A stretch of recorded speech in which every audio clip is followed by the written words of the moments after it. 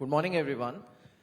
So like Aisha said, we'll switch gears and we'll talk about pickleball. India is definitely emerging as the pickleball giant globally.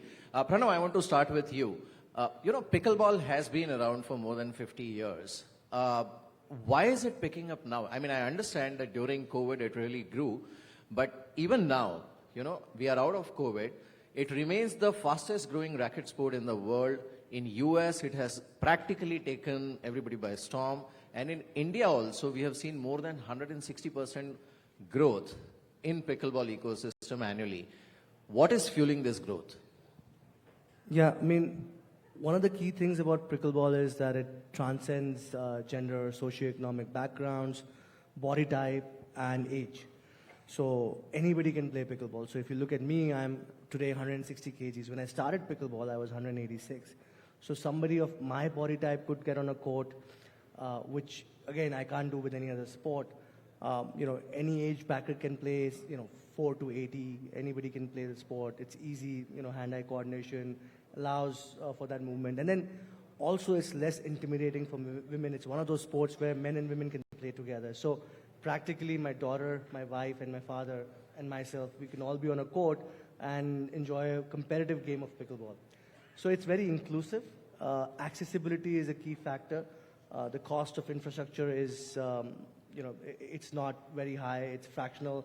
In one tennis court, for example, you can fit 4 pickleball courts from a sizing perspective. And to create it is also not expensive. So I think all of these factors collectively are, fueling the growth, but also consumer behavior across the globe is changing as well, specifically when it comes to sports.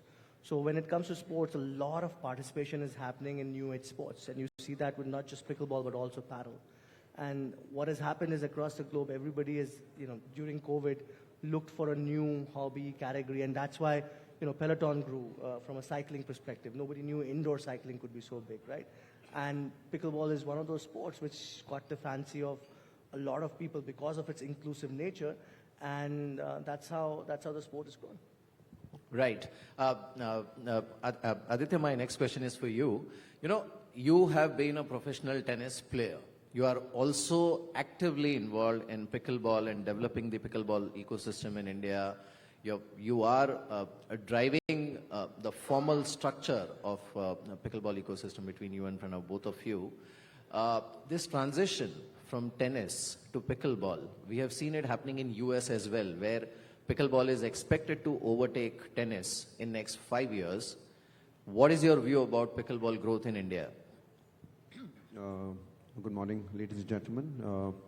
The transition from tennis to pickleball is happening in India a lot as well, because you see a lot of tennis courts in US have got converted into pickleball courts. Primarily, there are many factors why this is happening. One, as club owners, a lot of the club owners are making more money out of one tennis court, can be converted into 4 pickleball courts. So the economies of scale is much better in terms of the return on investment on pickleball. And 16 players, pickleball is primarily played in doubles. So there are 16 players playing on the sides of a tennis court. As Pranav also mentioned, the easiness of playing the sport, the inclusivity of the sport in terms of all ages, in terms of the body dynamics as well, is having a huge factor in driving that growth. And you see in the last 2 years, the kind of growth pickleball has seen in India is totally phenomenal. There are new courts coming up, older tennis courts getting converted into pickleball courts, and every institution or every club which has sporting facility now is making pickleball courts. And we just conducted a few events. We conducted the Nationals, and we conducted an event in the DLTA where we converted 7 tennis courts into 28 pickleball courts. And on 28 pickleball courts, over a period of 3 days, we had more than 2,000 participants, which is a huge number, which probably tennis has never seen on a Nationals or in a 3-day event. And more than 3,000 matches happened on those courts, which is a huge factor. So it's a great community sport, which is driving that factor as well. And the Nationals, which was held at the BU, at the Bennett University, on 16 pickleball courts, we had participation from more than 20 states. And from juniors of under 12 boys, girls, from under 12 to under 14 to age ranging up to 60 plus professional tennis, professional pickleball players, men's, women's, mixed doubles. So you see that participation is so huge because of the age bracket which it is following and the easiness of playing the sport. So I feel pickleball will probably be the most actively played sport in the country after cricket, I think, in the next couple of years to come. Right. I'll take a cue from that. Rohit, you have decades of experience in dealing with brands, marketing, brand positioning. Pickleball, like Addy also mentioned, it's actually the next big thing after cricket. How are brands looking at this sport? Because I've seen, I keep watching on Insta also, so many celebs and corporates are actually warming up to the idea. So what is your experience? Okay, so let me start this way. What I've seen from a media perspective, because when I'm talking about when I was in Star TV, when I talk about IPL when it launched, whichever way, I feel disruption is innovation. Okay, and people who are able to get there in terms of ahead of time are the ones who are reaping the benefits right now. Like people, if you look at IPL today, if somebody wants to get into IPL final, getting an ad spot, even, it's too high compared to what it was when it started. Actually year on year, the value chain is going on increasing. Now, let me give you some examples, which then I will tell you why the brands should be looking at this as an opportunity. If you look at IBM wanting to be with tennis as a sport, they have no connect. But today when you think of Wimbledon, you know IBM is going to be there as part of a sponsor. Or Rolex, for example. Every sport has time limit, right? Be it football, be it cricket, be anything. But Rolex understood how to, use the time, clock at the tennis to ensure that the branding is elevated, right? So it's all about identifying what is happening. See, honestly, I really cannot tell any brand today that this is the number going to be tomorrow. But I can tell this much because of what Adi and Pranav was talking, the value of, or I think accessibility of the sport, the number of people who have started playing this sport, right? I can give you examples of local tournament which is happening. My colleagues, 9th standard kids did a pickleball event. And there were a lot of local brands who used that opportunity to be at that venue, right? So when people like us, I'm talking about like Times Group being in partnership with Pranav and Adi, when we get into something like this kind of a sport, we know why we are getting into it because I think the narrative is very clear. We feel this is going to be the next big sporting event which will happen for us. Because right now we talk about, say, X number of teams, but we believe it's going to be like, I think it'll be 25 teams plus in the next couple of years, which we feel is going to happen. All because of popularity. Two, the brands, when they come in now, the cost of entry would be low and they can actually build a narrative. Third, this is one of the sports which I think is not segregated as male-female sport, right? So here it's ubiquitous. I think different brands can come in. And right now, if they get into this kind of a space, they can actually break clutter. A beauty brand can come and take, pickleball sponsorships or team ownerships. The idea is inclusivity, as he said, and I think a lot of us are here from companies, brands. We want to invite them also to be part of it because I think it's a revolution of its kind. And that's what I feel from a brand perspective. Right. So this is actually an opportunity for brands to associate early with, let's say, a revolution or disruption, as you said. But Pranav, I want to ask you, US, which currently is the largest pickleball ecosystem globally, how the evolution has been, what are the valuations, how teams and team owners have benefited, because it is still growing at a very rapid pace, even in US. So what is your observation? Yeah, Amir. Before I answer that question, I'll just add a couple of things to both Sure. these points. So, just to Addy's point and what is happening with tennis and within the tennis fraternity, as we speak, you've got Andre Agassi and Steffi Graf playing against Maria Sharapova and Andy Roddick in the US, and they're playing for a weekend for $1 million. So obviously, there's a lot of interest within the ecosystem for pickleball in tennis players. Andy Roddick himself, commented on the fact that if tennis does not change, then there's going to be things, pickleball is going to take over. And then I think that's a very natural kind of a progression from a sport perspective. And I don't think they're competing against each other personally. I think they can coexist because tennis has a legacy. But there are a lot of tennis players today who are adopting pickleball. In fact, a lot of the top players across the globe are actually ex-tennis players who've come into the sport.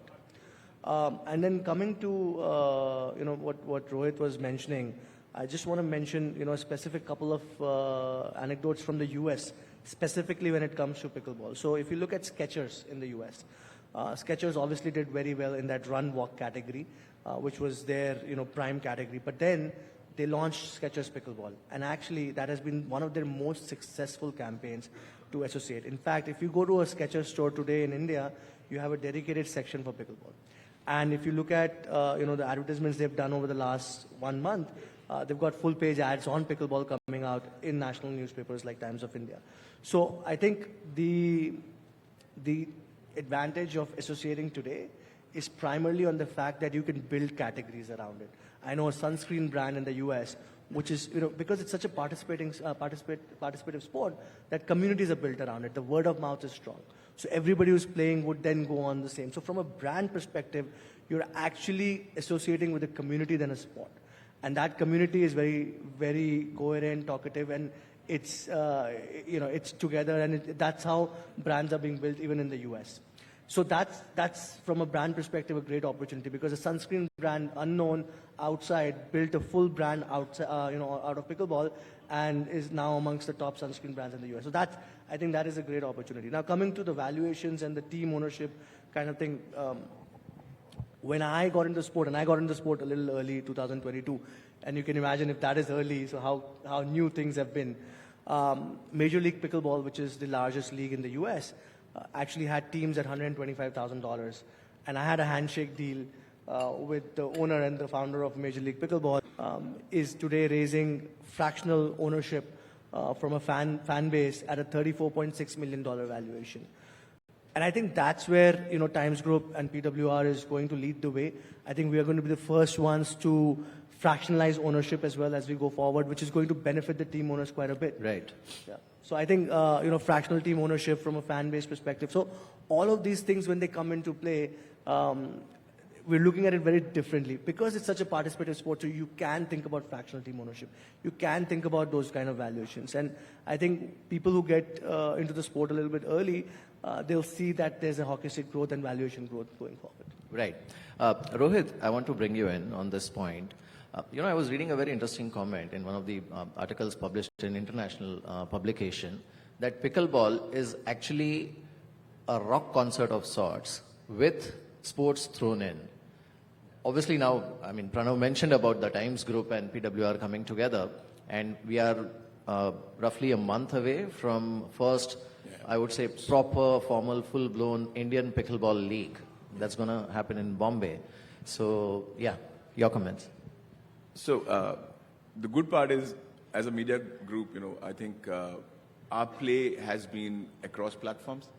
And that's, I think, a big advantage. I'm talking about be it entertainment like Filmfare, Radio Mirchi, or any of those, to serious stuff like your Times Now and all that. So our play is so good that we understand how I can marry these two things together at one point, right? So our event is like 17th of March onwards. So the whole idea is to make it so interesting that it has to have the seriousness of sport, because obviously I think we are getting the world's best ranked players. So it's going to be a serious game, and it's not going to be like a very, it's not like a gully cricket right now. We may get into it later, but right now we're talking about trying to get the benchmark set right. So those players and the best of entertainment married together, I think we can, copy shamelessly from somebody, So we're copying that, and I think in that sense, we're going to make it arresting and interesting for audience, on ground, on air, online. And the beauty of this sport is because it's not so long, right, as a timeline. If you look at what's happening today, audience 15 to 35, their attention span is so small. And that's also a good thing for sport like ours, because it's just, I think, a 15, 20, 30 minutes kind of a game. So what we could do is we could actually take a lot of things from there onto a social media handle, Instagram posts, reels, and things like that. So that also could be a big opportunity for brands. Instead of just having a 3-hour game or a 6-hour game, That's what we feel. It's WWE meets UFC. Oh, yeah, right. But Eddie, if you can just, for the benefit of viewers and everybody, if you can just explain, how the pickleball ecosystem works. Who are the associations? Like you have FIFA in soccer, or you have, let's say, ATP rankings in tennis, or you have ICC managing cricket globally. How is that ecosystem evolving for pickleball globally? And where is India in that? So, first of all, leagues like this will help the Indian players a lot. I'd like to add to that because what IPL did for Indian cricket is truly phenomenal. And that's what, the League of Times and PWR is going to do, is put India on the global map of pickleball as well. And, that's why the Indian players will, play these leagues, and, the grassroots leagues will start from this. And, they will get encouraged because as leagues like this come, prize money increases, sponsorship opportunities increases, these Indian players become heroes for junior kids, and that's why the junior grassroots development starts. And so the governance structure is, of course, very important when leagues like this and the sponsorship things are coming in. So the way the Indian structure is working is there's a body called Indian Pickleball Association, which is working strongly with the Global Pickleball Federation. Global Pickleball Federation is aligned with the US Pickleball Association, which is the rule-making body of pickleball in the world. And GPF has continental federations, which with Europe, with Asia, with South America, with America as well. And they're following the International Olympic structure of getting the International Olympic recognition. And in India, we play a strong part because India's a pickleball giant as well. Like US, India is probably number 2 at this point in time. So from the Indian structure, we're getting the right governance structure right. We've aligned ourselves with the GPF and with the Asian Pickleball Association. GPF currently has about 60 or 65 countries already aligned with it. We are helping them form the Asian bodies as well. From the Asian perspective, we are choosing right partners who can develop these pickleball rightly in the Asian countries. So whether you take it as Hong Kong, we have involved the Hong Kong Tennis Association, which is great. We have the UAE Tennis Federation, which already does the Dubai Masters, and they're very well equipped in doing world-class events. Similarly, in Middle East and in Central Asia, like Uzbekistan and Turkmenistan, also we have links with strong bodies as well. So that's why the whole global structure will become strong in developing pickleball. And in India, the way it is working is we are working strongly with the Indian Pickleball Association, which already has a body of work of multiple years of doing nationals and grassroots development with multiple academies for junior development. Just I mentioned before, the 4th nationals took place where more than 2,000 people were playing from juniors to adults, and representation of more than 20 states, which is truly phenomenal in a sport which has shown great growth in the last 2 years. And setting the structure right in India is very important. We have in our states, we have sports players, administrators who have the experience of growing sports in the past as well.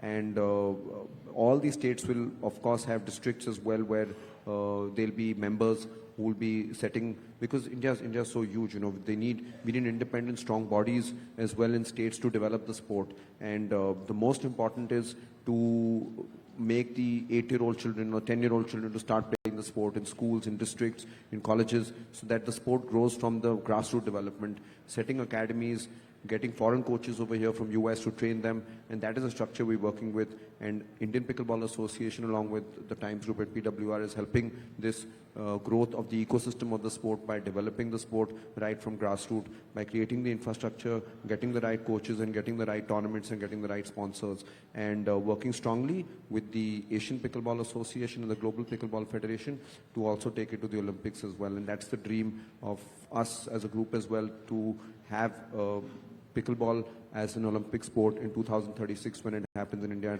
Pranav, would you like to add to that vision as well about? Yeah, I mean, it's a single point agenda, 2036 Olympics in India, and pickleball to be an Olympic sport by then, and India to have its first gold medal in pickleball in 2036 Olympics. I think that's the vision we're kind of following. And obviously governance needs to be right and all those things need to be right. But India is going to lead the charge in that. And I think we believe that with the kind of participation we're going to see and the kind of hockey stick growth we're going to see, it's going to be very critical that we take that onus on us. And obviously with the Olympics in all probability going to happen in India, I think it becomes even more imperative that India takes that lead in getting the IOC recognition and getting the sport into the Olympics. So if I understand this correctly, Pranav, are we saying that between PWR, Global Pickleball Federation and Indian Pickleball Association, it's going to be a melting pot of the most influential players globally, including India, and the most authentic, or let's say the only official global body with an Indian arm for pickleball in the future? Absolutely. And I think what's very critical is that we need to understand that, as you rightly said, that pickleball has been there since 1965, right? The first governing body in pickleball came in 1984 with USA Pickleball, which till date remains the official and rule-making body across the globe. So all the rules that are being created by USA Pickleball, which is now being transferred to Global Pickleball Federation. And with the Indian Pickleball Association playing a strong role in the formation of Global Pickleball Federation, and also the Asian Pickleball Association playing a strong role in the continental side of it, I think that power shift is going to happen. I would say not power shift, but I think that leadership status is going to come to India to take the sport into the Olympics. Right. Rohit, as you rightly mentioned, Times Group is known to pioneer a lot of such initiatives, path-breaking initiatives. Taking a cue from what Pranav mentioned about valuations in US, when you say, we have a early starter advantage, are you saying somewhere that brands or let's say team owners who associate right now are looking at that kind of explosive growth in valuations maybe 5 years from now? So, a couple of conversations which we've been having, the interest levels in terms of wanting to be there is also because they also are playing the sport, and even a better one point I missed out saying is that post-COVID, the regional dynamics, as in terms of audiences, content for regional and regional brands, has become very strong. So that also plays automatically into the hands of kind of a league format. Because if we talk about, I thought it was, myself, I play pickleball. I was thinking it was a very localized, system in terms of like a sport. But if you look at it, even in Cochin, Surat, these are the kind of places which talking about people are playing pickleball, right? So from, I would say, even a Kalyan Jewelers from Cochin is interested in wanting to be, for example, right? Somebody from Coimbatore, builder, is interested, wanting to be from Coimbatore. So it's all because now they understand the power of local brand, coming up to be into a national player, and that's an opportunity where, right now, if you look at it from a media fragmentation perspective, trying to find the next wave is most important, and that's what I feel is going to be happening. And you mentioned about developers. In fact, I was speaking to somebody yesterday, and he was also mentioning that now when buyers go to buy residential properties, they also look at if the facility has pickleball courts or not. But Pranav, coming back to you, a lot of people are curious and they ask very basic questions. You have tracked this sport so closely. If you can just explain the jargon of pickleball. First of all, okay, let's start with why is it called pickleball? Then there are terms like kitchen and all of that. If you can just give a quick summary. I'll just add on that real estate point, and this is, the statistics that have been done by Zillow, which is one of the top websites for property values in the US. And in the US, any house which has a backyard pickleball court, the value is 30% higher in the same neighborhood. So that is the kind of value. So people are not putting swimming pools anymore in the backyard. They're actually putting pickleball courts because that actually increases the value of the house by 30%. And this is officially a statistic in the US, basically. So just, to add to that point. And I think it's very easy because I saw some of the images. People are playing pickleball inside New York Stock Exchange, on terraces, in Central Park. They've put up so many courts. Also, Airbnb did there's another app called Swimply, which actually does only listings which have pickleball courts. And Airbnb owners who have pickleball courts on their properties, either in the condominiums or in their houses, actually are able to charge 17% higher rents on their properties. So, these are interesting statistics from the sports perspective, because today you don't want to go to a facility which doesn't have pickleball. People are planning their resorts, and the first thing they ask is, do you have a pickleball court? Look at Taj Lands End, they just put in a pickleball court. And the reason for that is because people are actually coming in and asking. I mean, Taj, I know for a fact that Taj is looking at doing, pickleball courts at many of their properties. And I think more and more condominiums and builders are understanding that, okay, this is a sport that now you can actually have 2 or 3 courts, have more of the community engaged as opposed to other, thing. And that's where the community also gets built even further.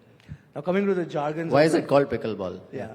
So pickleball is the rumor is that the owner, his dog's name was Pickle, and that's why it's called pickleball. But the actual reality is that the guy who invented the sport, his mother just called it, pickleball basically. So I think that's the reason. But we would like to believe it's because of the kitchen dog. area. Sorry. I'm saying I want to say this is a great pickle to be in. Yeah, yeah. I think a lot of people For say, a change, we can be pickled. Yeah. And the kitchen is basically the non-volley zone where you don't enter and you don't hit the ball on the volley basically. So there's a 7-foot. The dimensions are similar to badminton. It's 44 by 20. In badminton, the service line is 6.5 feet, and in pickleball, it's 7 feet. Is a non-volley zone. In that non-volley zone, you can't enter, so that's called the kitchen. So typically, people will tell you, "Get out of my kitchen," basically. So you can't enter that zone and hit a volley. If the ball bounces, you can hit it. That's typically the 2 things that you need to remember. And that's it. I mean, those are the rules for pickleball primarily. All right. Time is up, but one last question for you, Eddie, very quickly. Do you see more and more professional ranked tennis players migrating to pickleball or completely switching to pickleball? I mean, how soon will see Andre Agassi's and Steffi Graf's of the world coming out of pickleball? So when that started, it was very heartbreaking for me, but it is happening, and there is a lot of professional tennis players who've already moved into pickleball. I think outside the top 100 tennis players, because tennis is a tough sport, and the way the structure of tennis works is not enough people make money, apart from the top 100. So, but there are millions of people playing, and just now there are a lot of movement happening of tennis players moving to pickleball because they have a natural competitive advantage, and the revenue opportunities are much bigger. I think, giving example of a few Indian players are probably making a lot more money than the top tennis players right now, which is great for pickleball. And like Arman Bhatia and Aditya Rohila, these guys are already competing against the top tennis players of India in terms of earnings, or probably even more. So definitely the movement is strong. Movement is here to stay, and you'll see a lot of conversions of already we're seeing of courts and players is going to happen. Actually all racket sports, if it's going to happen. And it's great for the sport, and we're happy to be a part of it. Thank you. Absolutely. Thank you so much, Adi, Pranav, Mayor. and Rohit. Yeah, Thank you, wanna add everybody. something? Yeah, thanks.